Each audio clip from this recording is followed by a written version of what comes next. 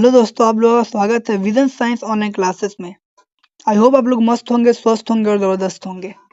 तो आज हम लोग बात करने वाले हैं क्लास 10th बायोलॉजी के उत्सर्जन चैप्टर के कुछ महत्वपूर्ण क्वेश्चनों के बारे में।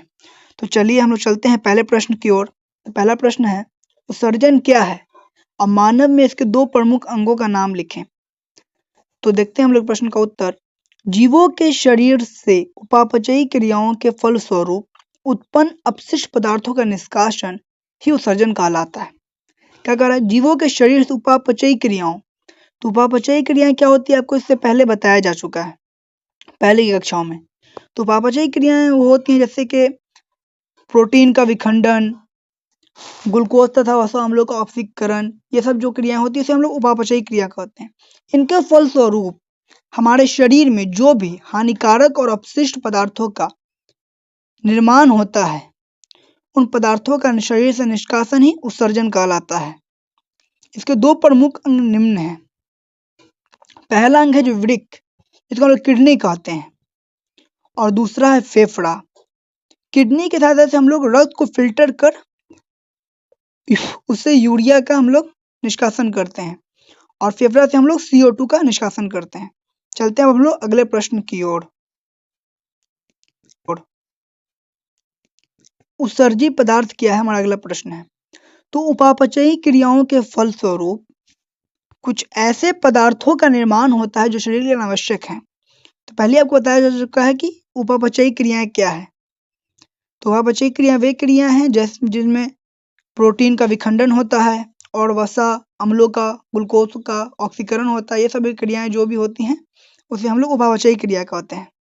तो क्या कर रहा है, उन क्रियाओं के फलस्वरूप कुछ ऐसे पदार्थों का निर्माण होता है जो हमारे शरीर के लिए कोई काम के लिए नहीं है, जो हमारे शरीर के कोई काम के नहीं है, अनावश्यक हैं और शरीर के लिए हानिकारक भी हैं। तो उन सभी पदार्थों को हम लोग उत्सर्जी पदार्थ कहते हैं।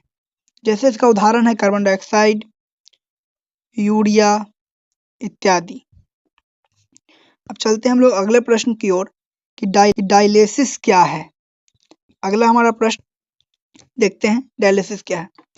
जब किसी कारणवश, किसी भी कारण से वृक्क या कोई भी कारण हो, मधुमेह के कारण या और भी कोई भी रोग हो या कोई बीमारी हो हमारे शरीर में, उसके कारण हमारा जो वृक्क यानी किडनी है क्षतिग्रस्त होकर अपना कार्य करना बंद कर देता है। तो इस स्थिति में यूरिया जैसे जहरीले हानिकारक पदार्थ जो होते हैं हमारे शरीर में एकत्रित यानी जमा होने लगते हैं, जिससे रोगी की मृत्यु हो सकती है। तो इस स्थिति में वृक्क का कार्य एक अति विकसित मशीन द्वारा किया जाता है जिसे हम लोग डायलिसिस मशीन कहते हैं। डायलिसिस मशीन एक तरह का कृत्रिम वृक्क है। जो डायलिसिस मशीन है एक तरह का कृत्रिम वृक्क है। देखिए होता क्या है, हमारे शरीर में जो हमारा किडनी होता है वो हमारे ब्लड को फिल्टर करने का काम करता है। जब ये क्षतिग्रस्त हो जाएगा तो हमारे ब्लड को फिल्टर नहीं कर पाएगा। जब ब्लड फिल्टर नहीं होगा तो उसमें बहुत सारे जहरीले पदार्थ जैसे होते हैं यूरिया, यूरिक अम्ल इत्यादि, तो वो सब हमारे शरीर में एकत्रित होने लगेंगे, जिससे हमारी मृत्यु की चांसेस ज़्यादा होती हैं। तो इसे दूर करने के लिए एक कृत्रिम वृक्क का उपयोग किया जाता है, जिसे हम लोग डायलेजर मशीन यानी डायलिसिस मशीन कहते हैं। इस मशीन का प्रयोग ब्लड के फिल्ट्रेशन के लिए किया जाता है, जिससे यूरिया और जैसे और भी हानिकारक पदार्थ हैं जिसका शरीर से निष्कासन हो जाता है। तो यह प्रक्रिया डायलिसिस कहलाती है। पौधे अपना उत्सर्जी पदार्थ किस रूप में निष्कासित करते हैं? तो पौधे अपना उत्सर्जी पदार्थ विभिन्न रूपों में निष्कासित करते हैं। जैसे वो अपने स्टोमाटा से ऑक्सीजन, कार्बन डाइऑक्साइड विसरण की क्रिया द्वारा अपने रंध्रों से के माध्यम से निष्कासित करते हैं, और टेनिन, रेजिन, गोंद और लेटेक्स जैसे पदार्थों को छाल और पत्तियों, जड़ों के माध्यम से वे निष्कासित करते हैं। तो पौधे इन सभी रूपों में अपने उत्सर्जी पदार्थ को निष्कासित करते हैं। समझ गए? चलते हैं अगले प्रश्न की ओर कि मानव के मूत्र में जो भी अव्यय पाए जाते हैं उसकी प्रतिशत मात्रा क्या होती है। देखिए, देखते हैं इस प्रश्न को हम लोग। अब इसका उत्तर है, मानव में साधारणतः जल, यूरिया तथा सोडियम क्लोराइड विद्यमान रहते हैं। मनुष्य के 24 घंटे के 80 से 100 ग्राम प्रोटीन आहार में। जो जल होता है वो 96% एवं 4% ठोस। ठोस में जैसे यूरिया तथा 2% और अन्य पदार्थ आते हैं। यूरिया के सामान्य मात्रा 100 मिलीलीटर रक्त में 30 मिलीग्राम माना जाता है।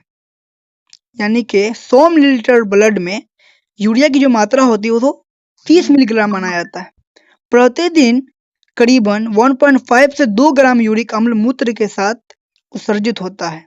मूत्र का जो पीला रंग दिखाई देता है वो यूरोक्रोम के रंजक के कारण होता है।